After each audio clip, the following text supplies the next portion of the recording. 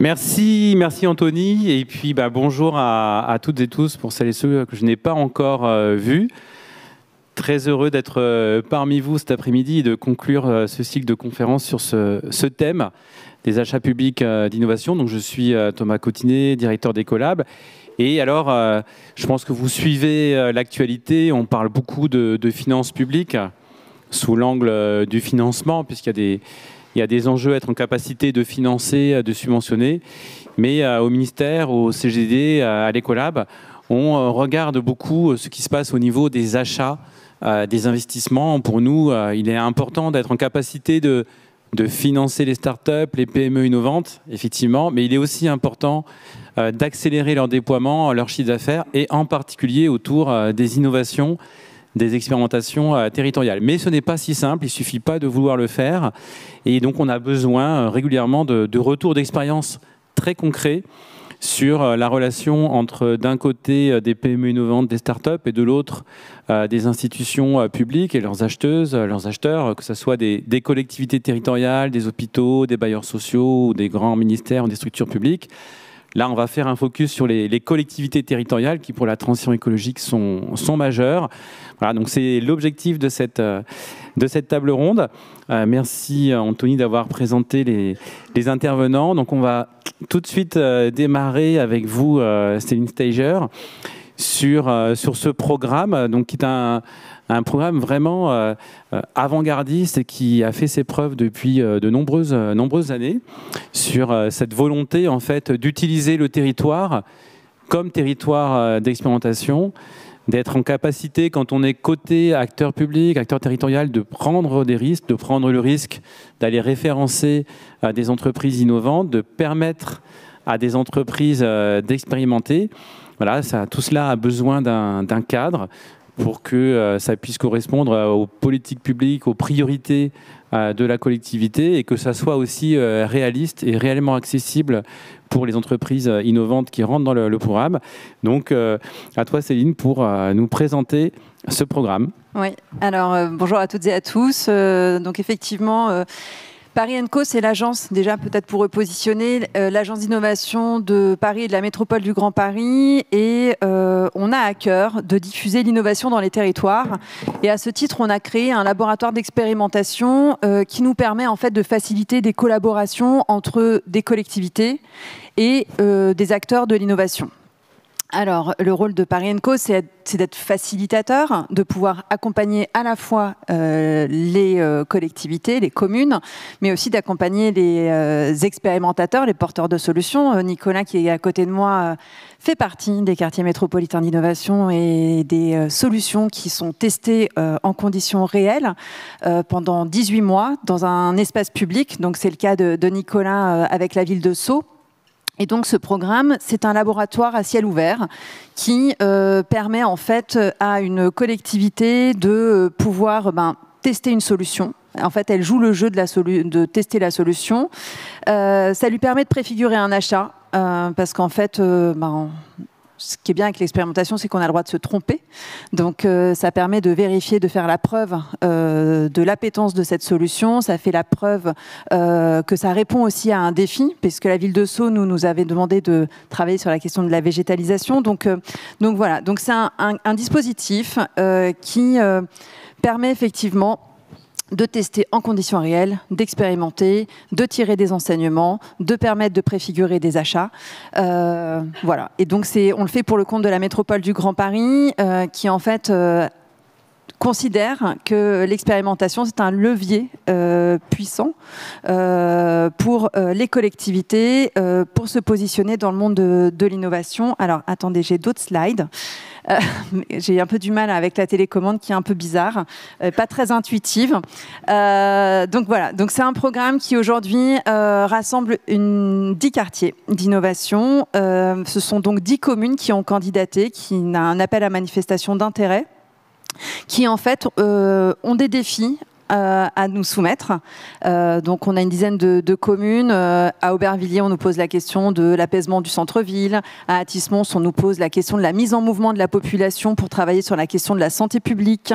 Ça va être à Noisy-le-Grand, ça va être la question des data et de l'intelligence artificielle. Et en fait, nous, on s'engage à trouver 6 à 8 solutions pour chaque commune, 6 à 8 solutions donc d'expérimentation, donc de porteurs de projets qui soient grands comptes, qui soient start-up, qui soient associations.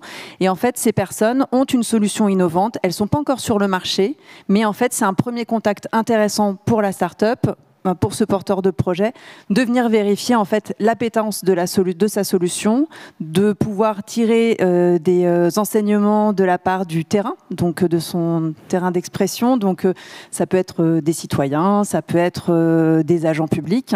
Et donc l'idée, c'est voilà, de créer une espèce de communauté d'expérimentateurs à travers ce programme. Aujourd'hui, on a 49 projets d'expérimentation. Ça fait déjà 2 ans qu'on a commencé et on a des premiers déploiements et Nicolas vous en parlera tout à l'heure. L'idée pour...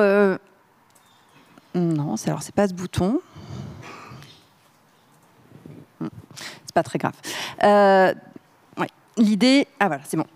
Donc, pour les collectivités, puisque, pardon, désolé, hein, ça va être un peu décousu. En plus, on est en captation vidéo, donc ça sera peut-être à couper. Je ne sais pas si vous avez la possibilité de le faire.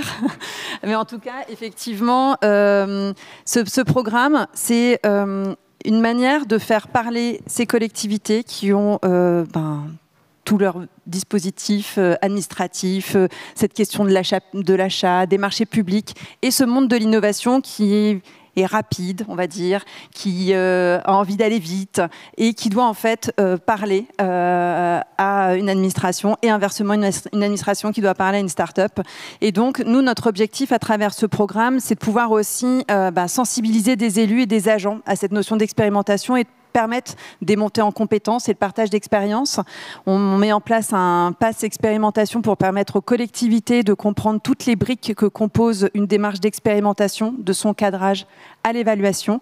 Donc, ça nous tient à cœur en fait de permettre aussi aux collectivités de mieux comprendre en fait quels sont les besoins des innovateurs pour qu'ils puissent effectivement le prendre en compte dans leur marché public. Et puis effectivement, c'est d'encourager la créativité au sein du territoire et puis de permettre cet accompagnement dans les achats. Ce qui est intéressant aussi avec la métropole du Grand Paris, et c'est la volonté en fait de vouloir faire de l'expérimentation pas qu'une étape dans un process pour une start-up, c'est aussi de penser la suite en fait et de penser son changement d'échelle, parce qu'en fait si une solution a fait la preuve, il faut pouvoir en fait l'accompagner sur le marché. Donc il faut pouvoir accompagner ce porteur de projet, et donc la métropole du Grand Paris a créé le fonds Innover dans la ville, qui permet en fait aux communes de la métropole du Grand Paris de pouvoir acheter plus facilement les solutions, et la métropole du Grand Paris intervient à hauteur de 50% sur l'achat d'une solution. Donc on espère que ce sera le cas pour toi, Nicolas. En tout cas, je sais qu'il y a de belles discussions qui sont en cours. Donc voilà, donc c'est important effectivement de pouvoir avoir ce côté accompagnement. Et puis l'idée effectivement, comme je disais tout à l'heure, c'est de promouvoir et faciliter la collaboration, parce que l'expérimentation, c'est s'insérer dans un espace public, et c'est en fait faire vivre tout un écosystème de nombreux acteurs locaux, d'embarquer des directions, d'embarquer des élus. Donc ce qui est intéressant aussi, c'est de permettre de vous montrer aussi toute la diversité des acteurs avec lesquels vous êtes tenus de discuter quand vous voulez adresser le marché des collectivités. Sur la méthodologie qu'on emploie, donc c'est une méthodologie qui dure 2 ans. Une première partie nous permet de bien cadrer en fait les cas d'usage avec les collectivités. On passe par un appel à expérimenter pour sélectionner les lauréats. Donc là, on vient de sélectionner les 19 nouveaux projets d'expérimentation qui nous rejoignent. On en avait une trentaine dans la promotion précédente. Cet appel à expérimenter, ça permet une sorte de mise en concurrence. Ça permet effectivement de challenger aussi les porteurs de projets. Ça permet aussi de rendre visibles les collectivités et leurs besoins aussi. Il faut savoir qu'en moyenne, on a entre 100 et 150 réponses de start-up, grands comptes et et entreprises qui viennent, et associations qui en fait candidatent à cet appel expérimenté. Donc on a une belle visibilité. Et puis ensuite, une fois qu'ils sont lauréats, on rentre dans un process de 18 mois. 18 mois pendant lesquels en fait on va travailler avec un porteur de projet, définir ses objectifs, comprendre quel est son besoin de terrain. C'est le plus difficile en fait de trouver le terrain dans lequel on va pouvoir déployer la solution. Et puis une fois qu'on a trouvé tout ça, qu'on a écrit un protocole d'expérimentation, parce qu'en fait on ne fait pas d'expérimentation sans évaluation.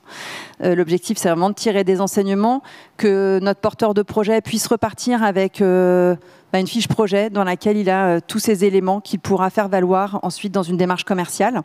Donc on va l'accompagner dans le déploiement et puis effectivement on analyse, on évalue et on parle de changement d'échelle.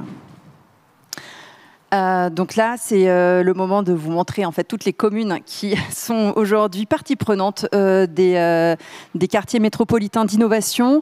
Ce qu'il est intéressant de dire, c'est qu'on lance un appel à candidature pour les startups ou porteurs de projets qui seraient intéressés. Vous avez la possibilité de candidater, ce sera à partir du 10 février.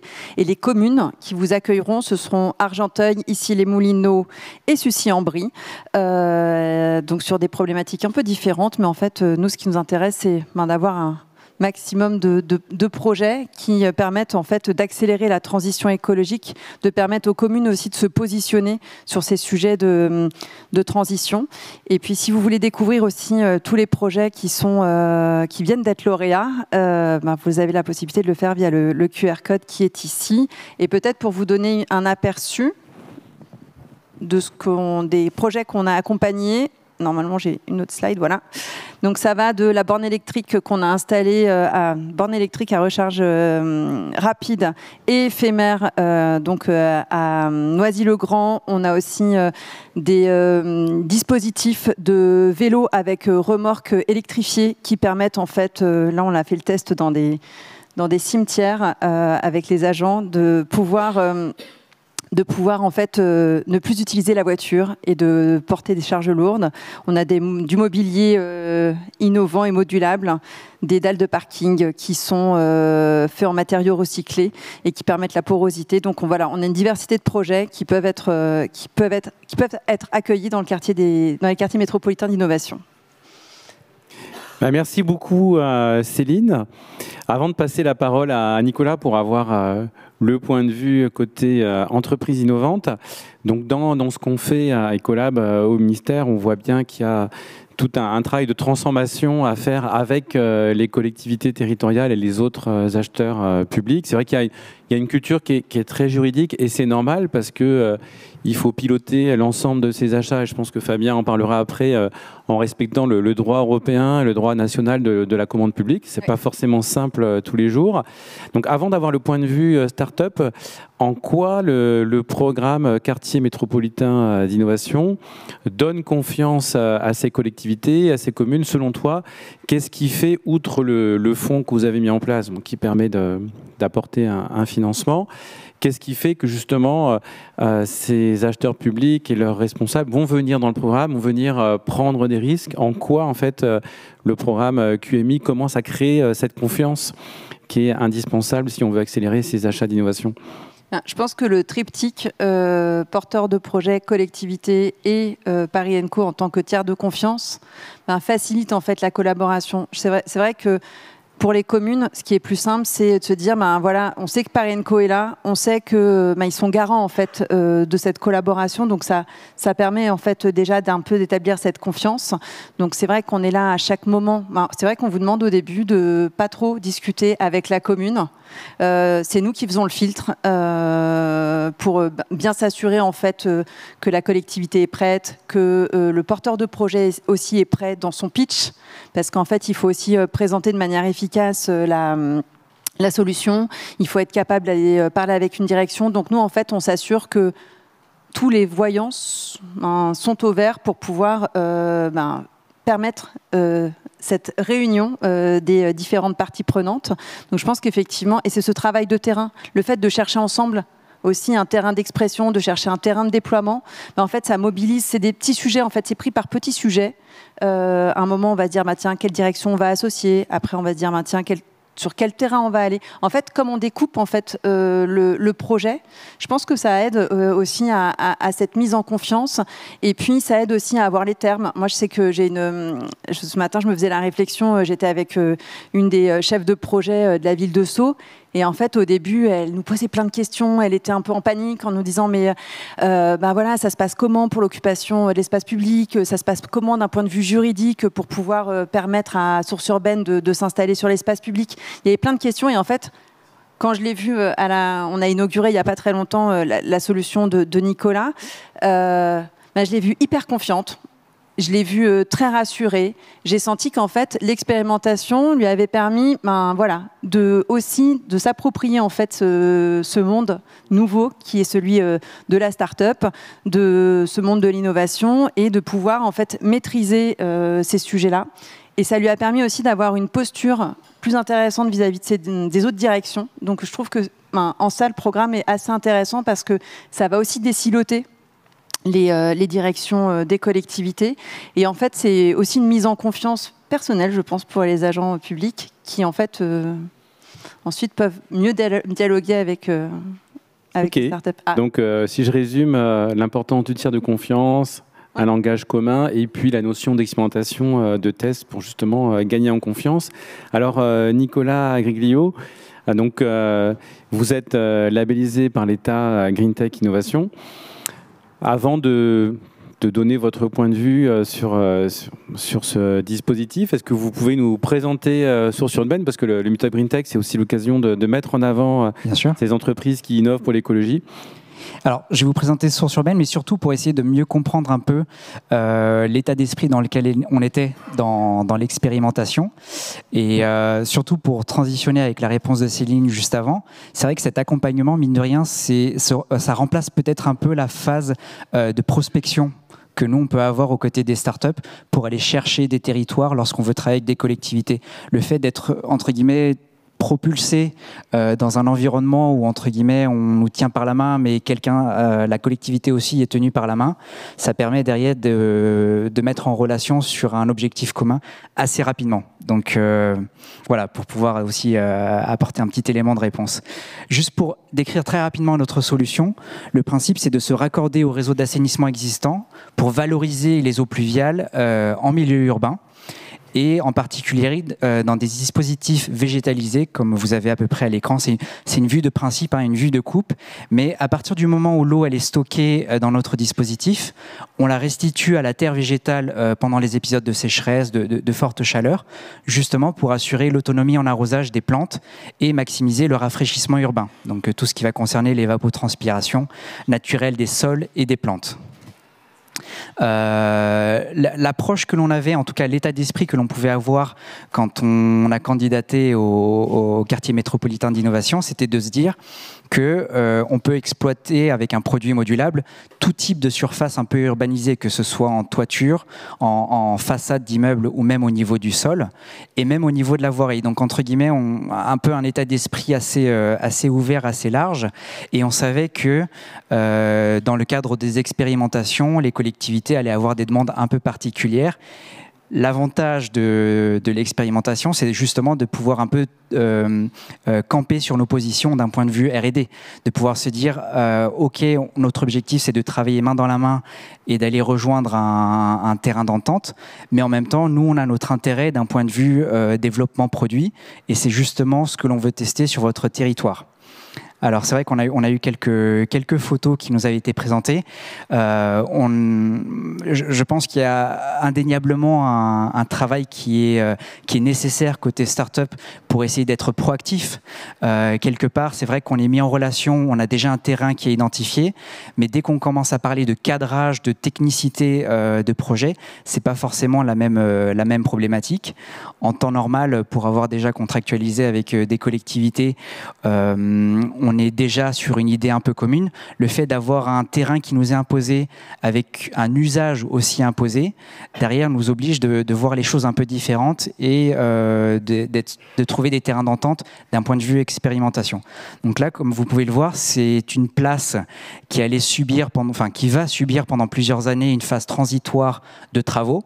Et dans cette idée-là, comment est-ce que la ville de Sceaux peut proposer à ses riverains un espace qui va évoluer de manière intéressante, de manière collaborative, sans être, entre guillemets, un chantier sur plusieurs années. Et nous, notre volonté chez Source Urbaine, c'était d'explorer un territoire qui allait bouger, qui allait avoir un usage peut-être un peu compliqué. Hein. On n'est pas juste sur une place publique devant une mairie où il faut faire entre guillemets de l'esthétique et du végétal. On veut vraiment aller tester notre solution en milieu contraint et voire même, ça c'était le fil de discussion qui en a suivi par la suite avec les autres porteurs de projets, comme nous sommes tous sur le même territoire et qu'on va tous porter la question de la végétalisation sur le même espace, autant explorer la combinaison, la complémentarité des solutions sur notre réalisation. Donc là, bien évidemment, on n'a pas non plus dit à la collectivité non, on ne va pas faire de végétal, non, on ne va pas répondre à votre demande. L'idée, c'était de trouver des compromis et des terrains d'entente. Bien que on soit tous dans ce même environnement, voilà, ça n'a pas été non plus très simple dans le sens où le cadrage a été un peu différent puisque on a été mis en relation avec les services techniques des collectivités. Et là, ce sont des échanges qu'on n'a pas l'habitude d'avoir en tant que start-up. Quand on arrive à prospecter, on arrive à contractualiser avec les collectivités, souvent ce sont des élus, des directeurs de services, etc.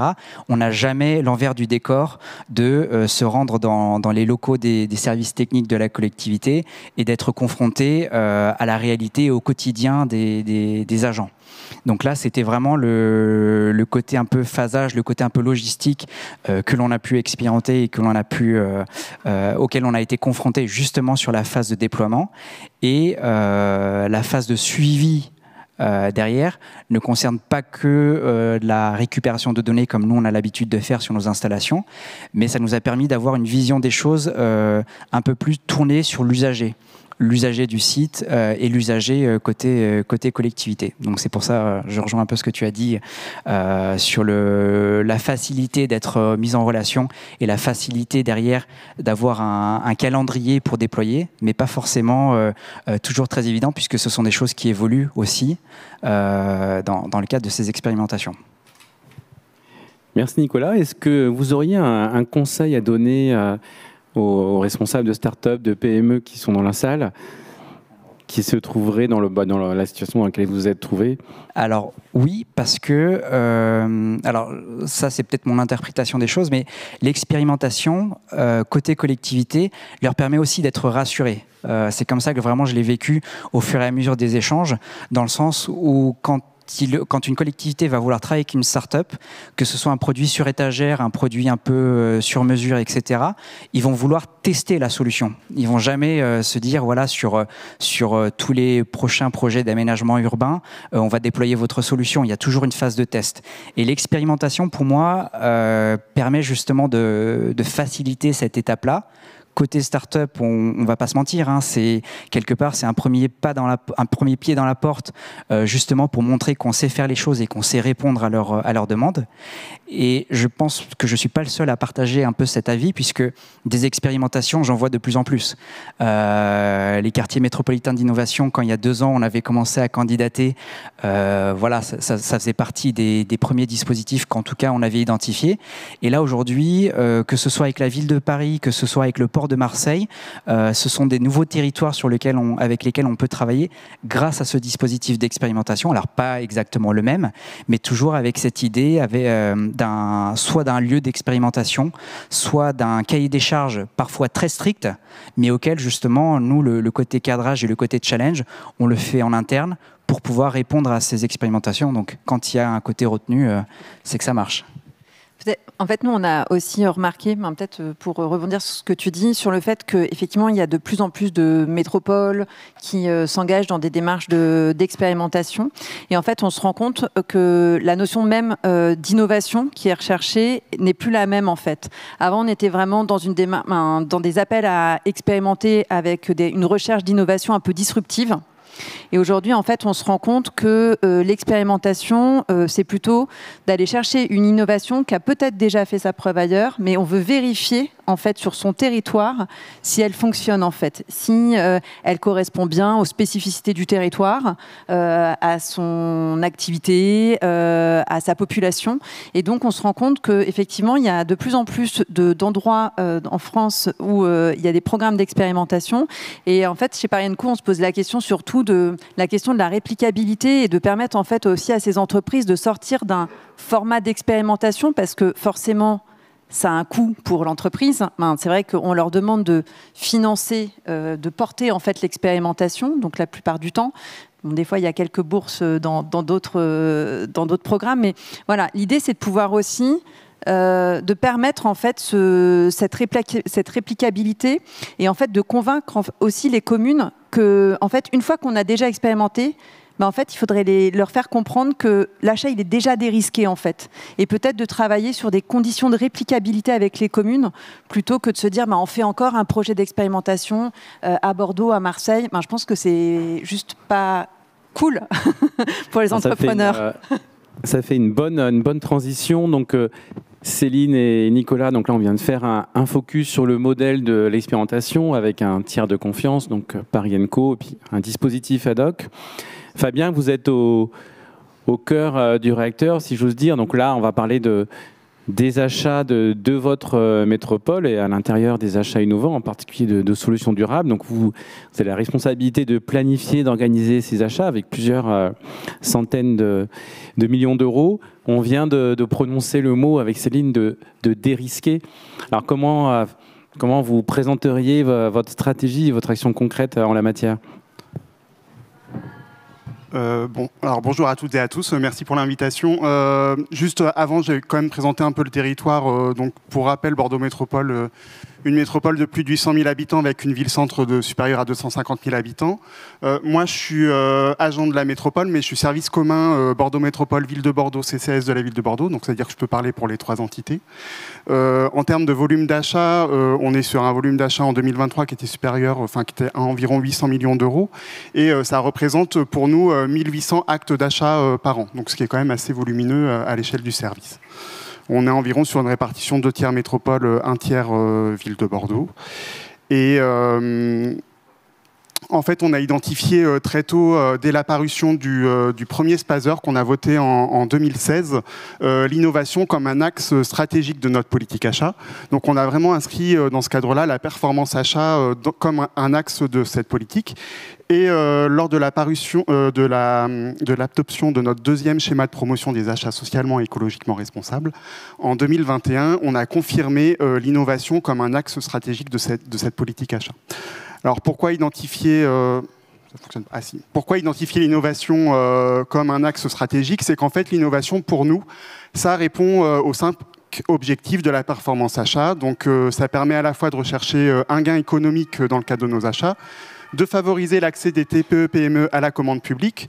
Ça répond à nos objectifs de performance environnementale et sociale et ça contribue aussi à une commande publique innovante. Ce qui fait que, en fait, dès 2016, dès l'apparition du premier schéma de promotion des achats socialement et écologiquement responsables, on a essayé de favoriser, notamment par le biais de formation interne, la production de cahiers des charges le plus fonctionnel possible et l'utilisation de variantes aussi dans la commande publique.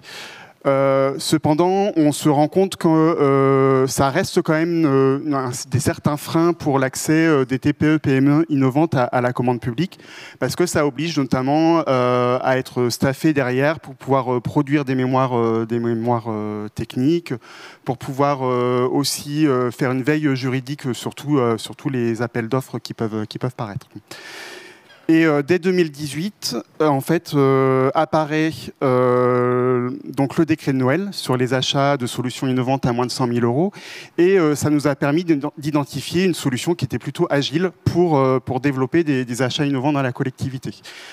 Pour ce faire, en fait, on a identifié aussi le faisceau d'indices qui nous permettait de qualifier l'achat innovant et en fait de sécuriser aussi notre achat par le biais du faisceau d'indices. Et ça nous a permis, ce faisceau d'indices-là, donc là il est sous les yeux, on demande à nos directions opérationnelles de commencer à le remplir. Et il est évident qu'un ingénieur ou un technicien dans une direction opérationnelle ne peut pas répondre à toutes les questions. C'est pourquoi on les invite aussi à le remplir avec la société qu'ils ont identifiée pour porter la solution innovante, puisque on est dans une procédure qui, à la suite, va être sans publicité ni mise en concurrence. Donc, on a le droit d'être aussi sur une co-construction Alors, si vous le permettez, Fabien, un petit stop and go, puisque là, l'enjeu est très important pour nous au ministère. Donc, on souhaite promouvoir beaucoup plus ce dispositif qui permet jusqu'à 120 000 euros TTC, 100 000 euros hors taxe, de faire du gré à gré. Donc, de choisir pour un acteur public directement l'entreprise avec laquelle il veut travailler sans le même niveau de problématique de mise en concurrence et de publicité. Donc, ce qu'il faut expliquer, voilà, ce décret qui, depuis, qui était au départ un décret de Noël, parce que 24 décembre 2018, et depuis, il a été inscrit dans le code de la commande publique française. Donc, il n'est plus une expérimentation, il est dans le dur du droit. Donc, les conditions pour pouvoir activer ce décret, c'est de prouver qu'il s'agit bien d'une innovation. D'où le terme achat public d'innovation. Et le choix qui a été fait par l'État n'a pas été de fixer des critères. Donc il y a eu un grand débat à ce moment-là. Donc on aurait pu avoir toute une série de critères, comme c'est souvent le cas dans les politiques publiques. Tel ou tel décret, tel ou tel dispositif ne peut être appliqué que si les 10 ou les 20 critères suivants sont réunis. Donc là, non, c'est la méthode du faisceau d'indices qui a été utilisée. Et ça, c'est extrêmement important de le comprendre. C'est-à-dire que ça donne ses chances à beaucoup de solutions. Donc il s'agit de faire converger tous les indices qui tendent à montrer que la solution est innovante. Donc nous constatons au ministère, à Ecolab, qu'il y a beaucoup d'entreprises qui s'auto-censurent, imaginant qu'elles ne sont pas suffisamment innovantes pour pouvoir émerger à ce décret qui permet donc d'acheter jusqu'à 100 000 euros. D'autres, au contraire, qui sont assez peu innovantes et qui en fait finalement ils l'utilisent. Donc voilà, cette méthode du faisceau d'indices, c'est quand même une sacrée possibilité qui vous est ouverte. Il faut vraiment le comprendre. Donc là, on a affaire avec Bordeaux Métropole à une grosse collectivité qui est parfaitement formée, innovante, à la pointe sur le sujet. Mais vous, chef d'entreprise qui sont dans la salle, vous allez souvent vous retrouver à devoir expliquer et former l'acheteur public et le rassurer justement. Et ce que Fabien est en train de vous expliquer, il faut peut-être que vous soyez vous-même capable de le dire à votre client potentiel qui est l'acheteur public et lui dire mais non, voilà, vous savez, c'est le faisceau d'indices qui est impliqué et ça marche comme ci, ça marche comme ça. Enfin, il y a vraiment un travail à faire et je constate que les entreprises qui se sont mis comme objectif aussi d'être en capacité d'expliquer ça à leur client potentiel, ça fonctionne mieux, quoi. C'est-à-dire qu'il ne faut pas imaginer que tous les acheteurs publics français, territoriaux, nationaux sont complètement familiers avec ce dispositif. Ce n'est pas encore le cas.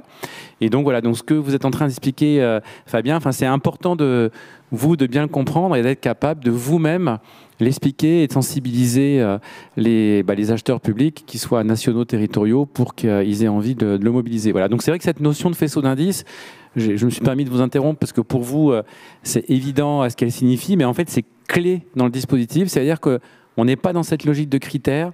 Il y a une zone grise, voilà, et on regarde toute une série d'éléments qui vont tendre à démontrer que la solution est innovante. Et ça offre de larges possibilités. Merci.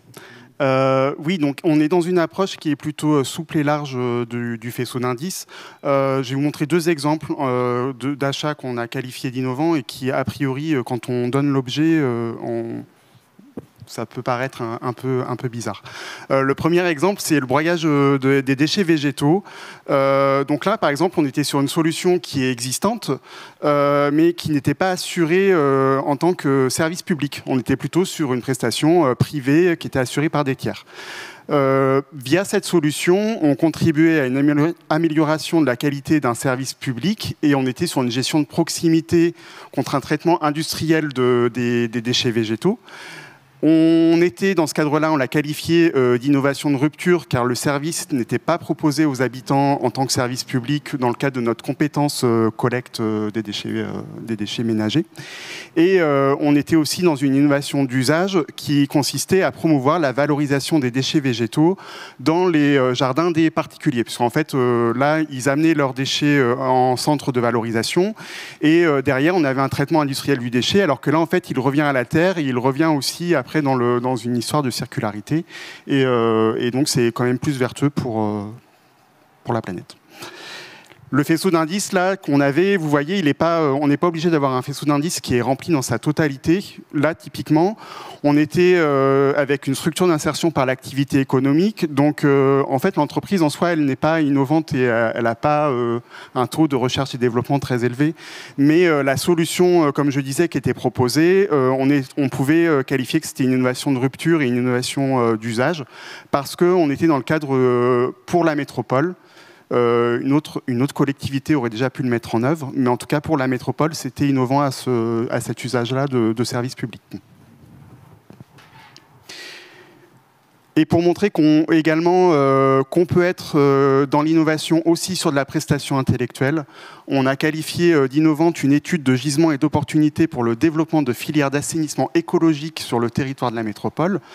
L'idée, à travers cette étude, c'est de chercher à diminuer les coûts de gestion et l'impact des processus de traitement conventionnel des eaux usées, éviter que tout aille en station d'épuration, de voir si on pouvait sortir de cette filière-là.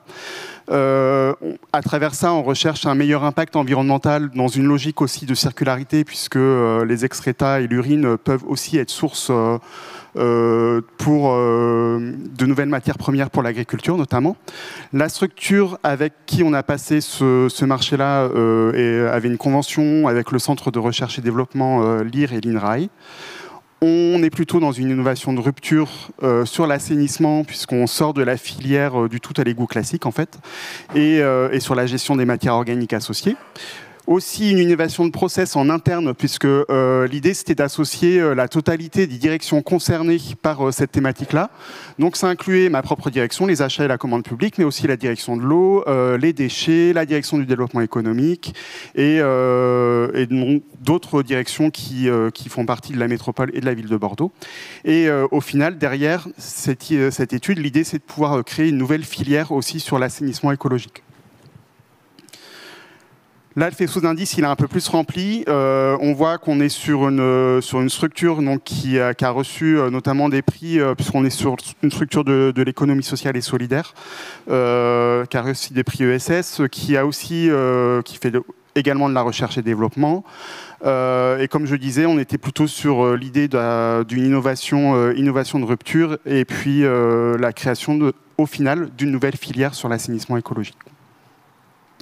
Donc voilà un peu deux exemples qui nous permettent de dire qu'on est sur une approche plutôt large et souple du concept d'innovation. En fait, nous, on le déploie sur toutes les compétences de la métropole et de la ville de Bordeaux. Donc les domaines d'activité ils sont plutôt très variés puisque on va à la fois toucher la mobilité avec les transports urbains, les déchets, les espaces verts, des objets promotionnels également, on l'a activé, la petite enfance avec une expérimentation sur des couches compostables, la voirie, les bâtiments, la logistique et bien sûr le numérique, même si c'est pas forcément le milieu sur lequel on va le plus alors que ça pourrait être le plus évident par exemple. Depuis la parution du décret de Noël, ça nous a fait, on est entre 40 et 50 achats de ce type-là qui ont été passés sur les deux entités, Métropole, Ville de Bordeaux. Et après, en termes de chiffres, voilà, ça nous permet aujourd'hui de dire qu'on est sur 99% en gros de structures qui étaient des TPE-PME, soit locales, soit régionales. Et ça fait un volume de marché qui était supérieur à 2,5 millions d'euros, donc ce n'est pas aussi négligeable pour les entreprises du territoire. Et normalement, j'en ai fini avec ma présentation. Ah non, si, juste sur l'aspect sourcing, comment nous aussi, on peut aller vers les entreprises et comment les entreprises peuvent venir vers nous. En fait, dans ce cadre-là, on est plutôt sur des marchés qui sont sans publicité ni mise en concurrence, donc on ne va jamais les voir sur notre plateforme d'achat public. C'est pourquoi nous, on préfère aller directement vers les entreprises et le milieu économique en participant notamment, donc la French Tech Bordeaux fait partie de notre gouvernance du schéma de promotion des achats socialement et écologiquement responsables. Donc on a des actions privilégiées avec eux et on s'est défini, par exemple, au moins 2 demi-journées par an, on va rencontrer leurs entreprises pour qu'elles puissent leur présenter leurs solutions et que nous, derrière, on puisse, en discutant avec nos directions opérationnelles, voir si les solutions présentées peuvent répondre à un besoin pour lequel on n'aurait pas identifié une solution qui existait sur le marché. On participe... Ça va être organisé en novembre. Il y a le salon Néo Business en Nouvelle-Aquitaine qui nous permet aussi de rencontrer des entreprises de territoire et de voir si on a des entreprises innovantes qui font partie de notre écosystème local. Et bien sûr, là, aujourd'hui, on était 5 agents de Bordeaux Métropole qui participaient à Green Tech Innovation. Donc ça nous permet aussi de venir vers vous et de voir des solutions. Et en parallèle, on reçoit tout au long de l'année aussi des entreprises qui viennent nous présenter leurs solutions en B2B de façon un peu informelle comme ça. Et à chaque fois, nous, service achat, on s'engage à présenter la solution aux directions opérationnelles pour voir si on peut avoir une convergence entre un besoin qu'on aurait et une solution qu'on n'aurait pas identifiée en face. Ou alors après, les besoins aussi peuvent remonter directement depuis les directions opérationnelles, puisque eux aussi participent à des salons comme nous. Et comme on a diffusé une culture de l'achat innovant dans la collectivité, notamment par le magazine interne, par la page intranet, en fait, ils ont connaissance également, un certain nombre de directions, de cette possibilité-là. Donc, ils n'hésitent pas à revenir vers nous pour voir s'il est possible de passer un marché à moins de 100 000 €. Merci Fabien, vous avez prononcé l'expression culture d'innovation et ça ressort beaucoup de votre intervention. Vous allez dans des salons, vous avez un partenariat privilégié avec la French Tech, donc vous avez une vision de la fonction achat où cela implique de connaître les entreprises innovantes, d'aller les rencontrer régulièrement. Donc je retiens ça comme un critère de réussite de votre initiative. Alors Nicolas, sur ce dispositif d'achat public innovant, donc qui permet jusqu'à 100 000 € hors taxe pour une entreprise de vendre à un acheteur public sans passer par les fourches codines de l'appel d'offres, de la mise en concurrence, est-ce que vous avez un retour d'expérience à nous partager ? Alors absolument, j'ai un retour d'expérience à partager, mais surtout pour vous en dire un peu plus, c'est vrai que en démarrant mon aventure chez Source Urbaine et en identifiant qu'on allait s'adresser au marché des collectivités, voilà, le principe même de l'appel d'offres, moi, me faisait extrêmement peur, ne serait-ce que par sa complexité et l'investissement qu'il faut y avoir sur la veille, sur les dossiers à monter, etc. Et quand j'ai entendu parler de la labellisation Green Tech Innovation qui permettait d'avoir accès à ces contrats innovation, oh, génial. Au point où même en fait on est labellisé depuis l'année dernière et même cette année, voilà, j'ai eu l'occasion d'appeler à plusieurs fois les membres de l'Ecolab pour être sûr de la démarche et pour être sûr de comment ça fonctionne. Et à partir du moment où on a réussi à le mettre en œuvre une première fois, on s'est rendu compte, alors peut-être que Fabien reviendra dessus, sur le côté un peu transparent, parce que en tant que porteur de solutions, en tant que porteur de start-up, on déploie plus avec les élus et les services techniques des collectivités. Donc, tout ce qui va concerner le côté administratif de l'achat innovant, on ne connaît pas trop. Pour vous donner un exemple, le premier à date, c'est avec le territoire de Boulogne, mais via GPSO. Donc, même si on est bien en dessous des montants classiques des 40 000 € par lesquels il faut passer par la phase d'appel d'offres, pour le projet que l'on a envisagé avec eux, ils voulaient quand même passer par une mise en concurrence, et c'est lors d'échanges que l'on a parlé de labellisation et du contrat innovation que eux se sont dit écoutez, on ne sait pas, on va se renseigner avec notre direction achat. Et en fait, très rapidement, pas forcément avec le format du faisceau d'indices que nous a présenté Fabien juste avant, mais juste dans un mail, nous ont demandé quels sont nos brevets, quels sont nos dispositifs et en quoi est-ce qu'ils se différencient, quels sont les concurrents, etc. Donc assez naturellement, nous on a répondu et ils nous ont dit écoutez, voilà, très bien, voilà la commande entre guillemets. Bon, là je simplifie bien évidemment toute la démarche qui a été beaucoup plus longue et un peu plus douloureuse, mais sur la phase de contractualisation, beaucoup plus simple que si on avait eu à passer par la phase d'appel d'offres. Et aujourd'hui, c'en est au point où ça devient presque un argument dans nos échanges dès qu'on est dans une phase de cadrage un peu avancée. Dès qu'on se projette dans une phase de déploiement, il y a toujours la petite note, n'oubliez pas, on a la possibilité non seulement de faire appel à des contrats innovation, mais si vous ne connaissez pas le dispositif, de vous accompagner entre parenthèses, grâce à l'accompagnement de l'Ecolab. Mais comme on l'a vu, que ce soit par le faisceau d'indices ou nous, par notre propre expérience, on s'est rendu compte que, mine de rien, c'est quelque chose d'assez simple à mettre en œuvre et qui suit assez facilement. Donc peut-être qu'on a eu la chance jusqu'à présent, mais voilà, on a quand même, malgré ce premier projet avec le territoire de Boulogne, on a 3-4 projets qui sont en train de se monter et qu'on a identifié comme étant facilités grâce à ce dispositif en tout cas. Donc on en est content jusqu'à présent.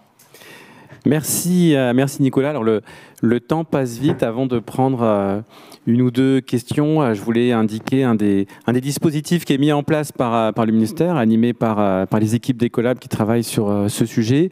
Ce sont les Living Lab Green Tech. Donc ça, on y retrouve à la fois la dimension tiers de confiance, mais aussi l'activation en direct du dispositif achat innovant. Le principe est un partenariat avec des collectivités territoriales pour incuber, accueillir des entreprises innovantes, donc start-up ou PME, spécifiquement pour cette relation avec les acheteurs publics. Donc le premier Living Lab Green Tech a été créé à Saint-Mandé, en partenariat avec 13 communes et avec leur intercommunalité, Paris-Est, Marne-et-Bois. Et normalement, à la fin du mois, on inaugure le deuxième à Orléans.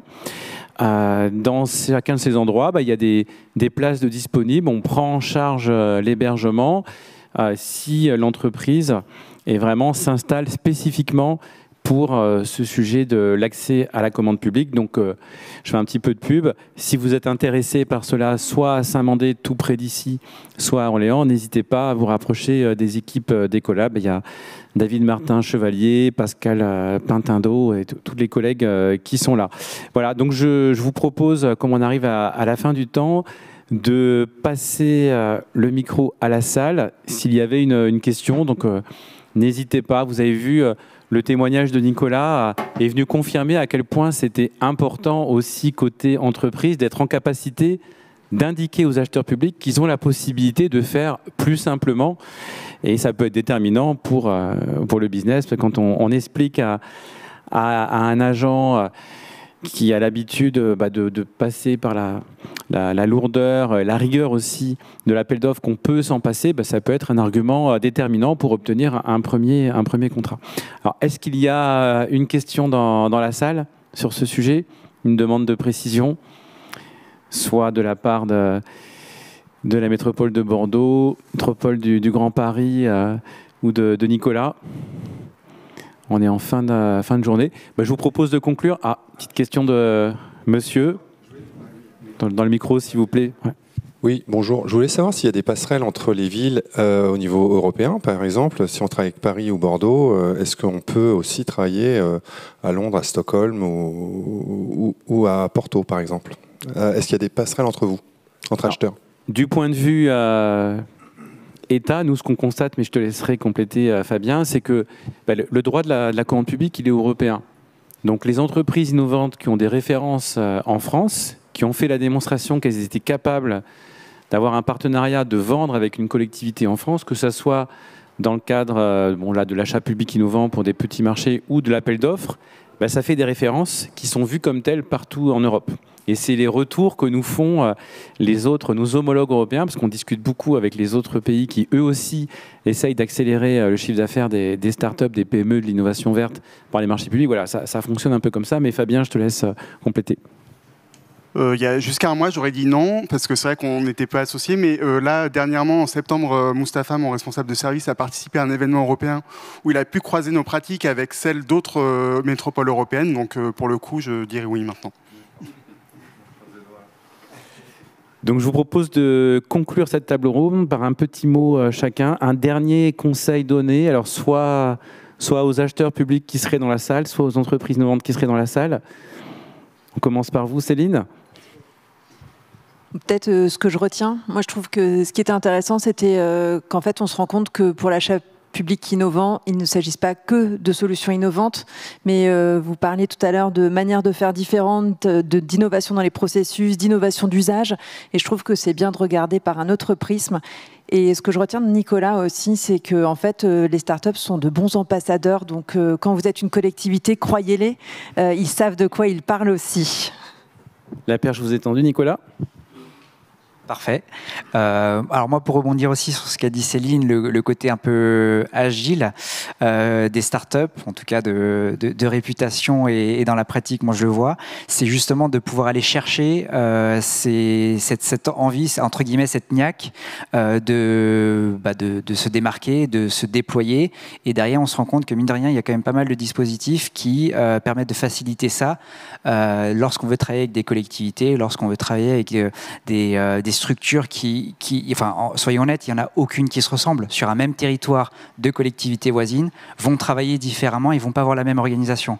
Donc, avec des expérimentations, avec des programmes d'accompagnement, ou encore une fois, avec des arguments aussi forts que ceux du contrat innovation, on arrive à tirer son épingle du jeu au point où ça sert aussi nos intérêts, soit en termes de R&D, soit en termes de développement.